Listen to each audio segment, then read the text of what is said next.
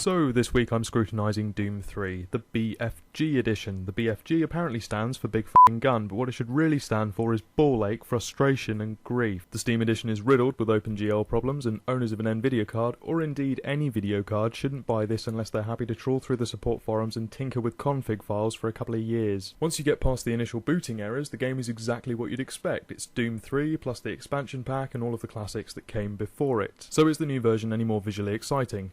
No. Was it advertised as such? Pretty sure. Is it in any way a vast improvement on the original?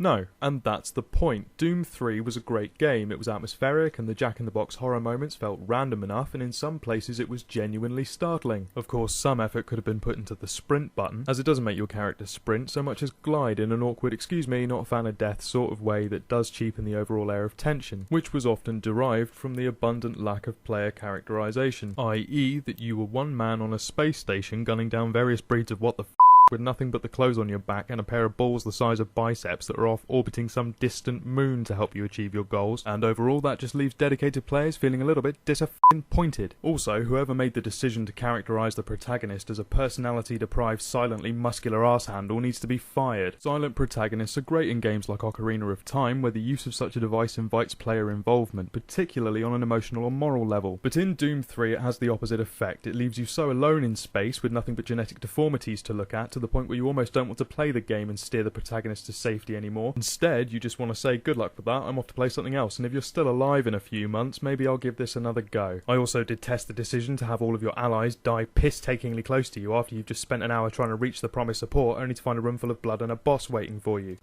Pulling my fucking chain much, are we? In terms of Doom 3 itself, it was both great fun on the original Xbox and a defining moment in FPS history. And so when I saw that an all-singing, all-dancing BFG edition was out, I, like so many others, jumped on the passing bandwagon. But once I did, I quickly realised it was missing a wheel or two and being driven by a man with no arms, legs or face. So what I'm saying overall here is that Doom 3 was great when it came out, but trying to resuscitate a classic that, as far as I could tell, was alive and well through the deployment of a highly promoted, highly deflating special edition was certainly a poor move to make. So if you own a standalone copy of Doom 3, you should be a very happy bunny indeed, even if the sprinting is a bit ballet. Owners of the BFG edition, however, will forever have my undying sympathies.